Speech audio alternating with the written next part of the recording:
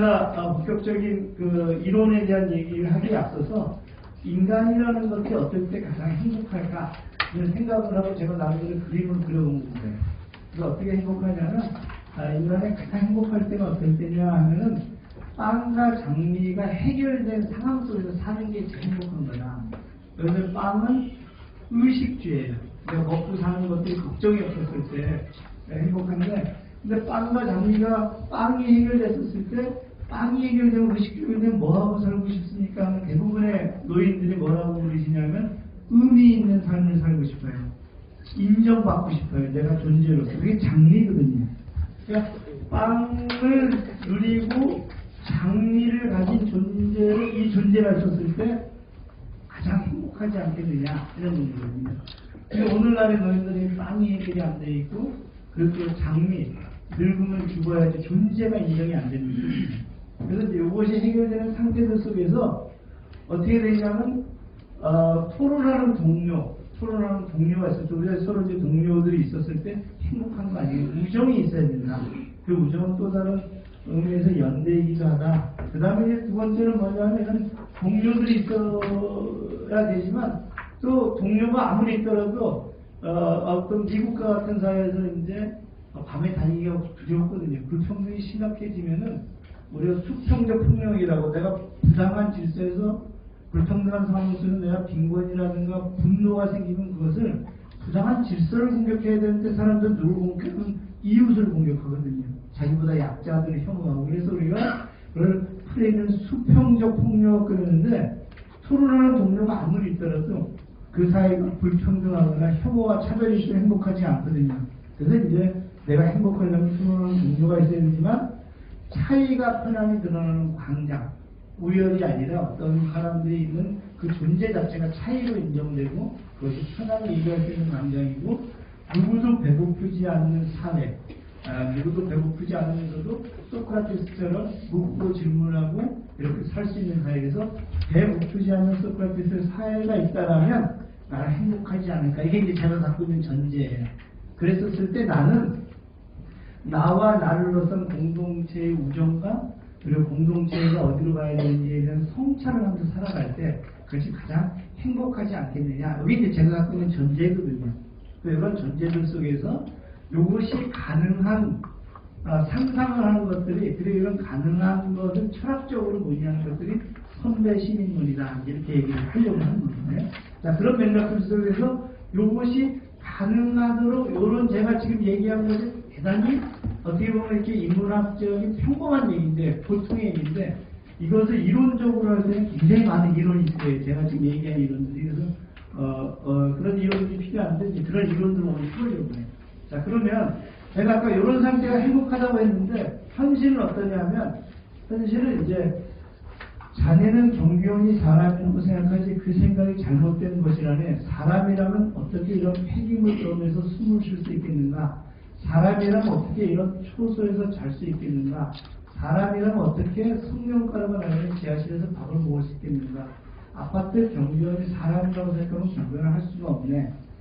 이건 뭐냐면 30년 동안 공기업에서 근무하신 그 조정진이라는 분이 퇴직 이후에 경비원을 갔거든요. 경비원을 갔는데 너무 성형가루가 나와서 마스크를 달라고 했더니 얼마나 오래 살려고 노인네 그걸 달라느냐 핀잔을 들었다는 거예요. 추워서 방 한복을 달라고 했더니 노인도 추위를 탑니까? 이 양반은 공기업을 나왔는데 왜 그러냐면 이분은 중간에 딸이 결혼한다고 퇴직금 중간 정산을 했고 여전히 자식은 대학원 간다고 로스쿨 간다고 했고 돈을 벌어야 됐거든요. 근데 양반은 너무나도 굴욕적인 걸 느꼈는데 그때 옆에 있는 경비원이 이런 얘기를 한 겁니다. 자, 그래서 제가 아까 행복이라는 것은 이래야 되는데 빵이 기본적으로 배고프지 않는 사회가 돼야 되는 게 이 양반은 소크라테스는커녕 대고품 속에서 이런 굴욕을 감당해내더라. 그래서 이제 우리는 이 사회에서 이런 빵이 문제가 됐었을 때 그 사회는 인간을 어떻게 규정하기 시작하냐면 호모 이코노미쿠스, 경제적인 동물, 오로지 이윤과 더 많은 돈을 벌기 위한 것들로 세팅이 되는 겁니다. 우리 국가의 목표는 GDP가 돼요. GDP라는 것은 뭐냐면 1년 총 생산량이 얼마냐, GDP가 되거든요. 그래서 현실의 사회에서의 노인들은 이런 호모 이코노미크스가 될 것을 강요받고 있고, 그 다음에 GDP로, 그 다음에 그 사람의 연봉으로 그 사람을 평가받더라. 그 다음에 이제 그런 맥락들 속에서 보면, 이 보부아르라는 사람이, 그런데 이런 것들은 그냥 이런 것이 아니라 우리 사회가 그렇게 생겨먹어서 그래. 원래 이 사회 자체가 자본주의나 그럴 수밖에 없어. 이렇게 얘기한 것이 보부아르거든요. 저보다 목소리 좋은 분이 한번 읽어볼게요. 자본주의는 이익을 증대시키기 위해서라면 어떤 값을 치르더라도 생산성을 증가시키려고 있습니다. 생산품이 더 풍부해지면서 체제는 이윤의 상승을 요구한다. 고령 노동자들은 부과된 일의 신속성을 따라갈 능력이 없다. 그래하여 그들은 실직을 당하게 되며 사회는 고령 실직자들을 최하층민으로 취급한다. 보부아르가 얘기했지만 아까 요분이 있잖아요. 임계장 이야기 요분이 임계장 조정련이라는 분이 쓴 책이 임계장 이야기예요. 임시계약직 노인장 이야기. 그래서 갔더니 자기를 고사자라고 되는 거예요. 고르기 쉽고 자르기 쉽고 다루기 쉽고 고사자라고 그러더라. 그래서 이 보부아르의 글을 보게 되면 뭐래? 우리를 최하층민으로 다룬다. 왜 최하층민으로 다뤄요? 호모 이코노미쿠스의 사회에서는 저 사람이 생산력이 있고 연봉이 많아야 되거든요.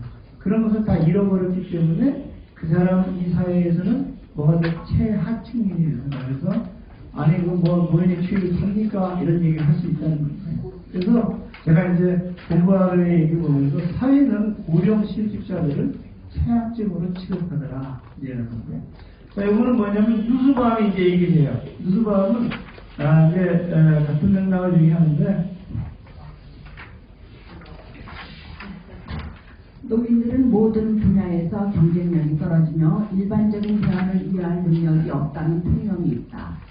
그래서 의사와 간호사들은 고령 환자들에게 뭔가를 설명할 때 마치 아기에게 말하듯 높은 음도와 유난히 또렷한 발음을 구사한다.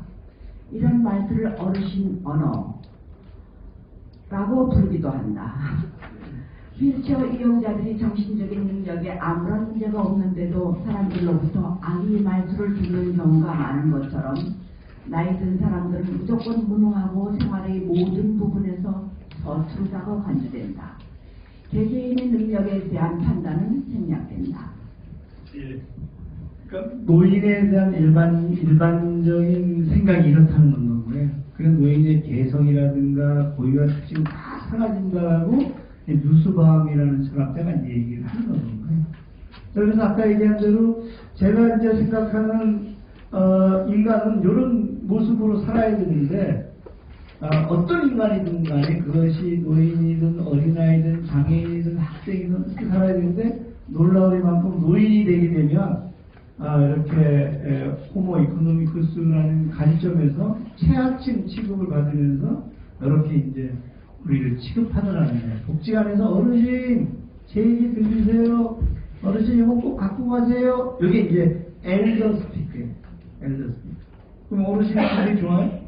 이 친구가 나를 굉장히 위해주는구나. 이래요? 아니면 이 자식이 나를 그래가지고 어떻게 하는 건가요?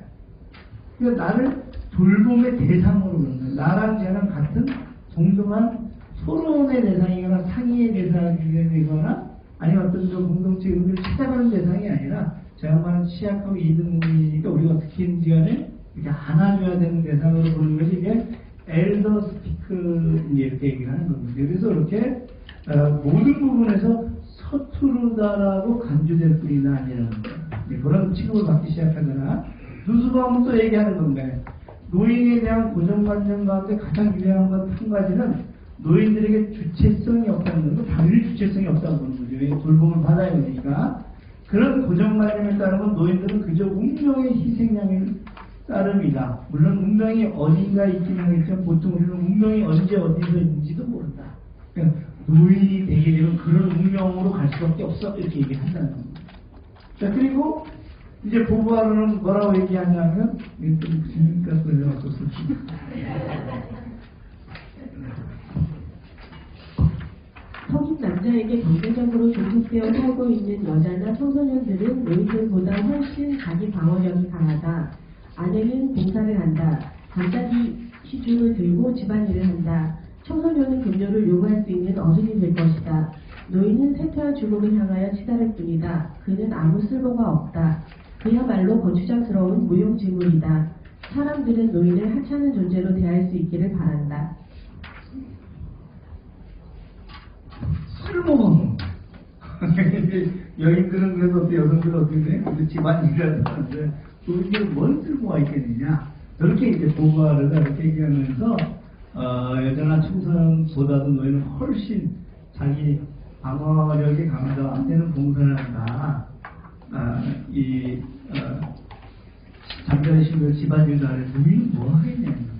여기 이제 기본적인 통념이다라는 거예요. 그러니까 아까 제가 이제 뭐라고 말씀드렸냐면, 인간이라는 것은 요래야 되는데 우리가 이제 이러지 못하는 건 거죠. 그러다 보니까 노예는 정말 하다못해 이 폐기물 다 하다가 나면 연탄재 취급을 하고, 정책적으로도 노인들에게 투자해봤자 그 사회가 승산이 없다고 보는 건 거죠. 그래서 이제 이렇게 제가 얘기한 빵과 장님들 속에서 이렇게 되지 않구나. 그럼 저는 이제 어떻게 얘기하고 싶냐면, 노인들이 그래서 애노사람인, 우리가 보통 이제 저희들이 그 책에서 많이 얘기했던 노인들은 그래서 노인이다, 사람도 아니래요. 이렇게 된다는 거죠. 그래서 쓸모없는 존재가 이제 나온다는 건가요. 자, 그럼 이제 제가 이제 갖고 있는 질문은 뭐냐면, 이런 노인이 인간이고, 그 다음에 시민이고, 그 다음에 주체성들을 가지고 있고, 다양성들을 가지고 있는 존재라고 주장하고 싶은 겁니다. 그리고 그 사회는 그 인간이 되고 시민이 되도록 그 사회는 그것을 보장해야 된다. 배고프지 않은 소크라테스 사회가 되고, 차이가 큰 아이들은 노인이라는 나이도 차이의 하나에 불과하다.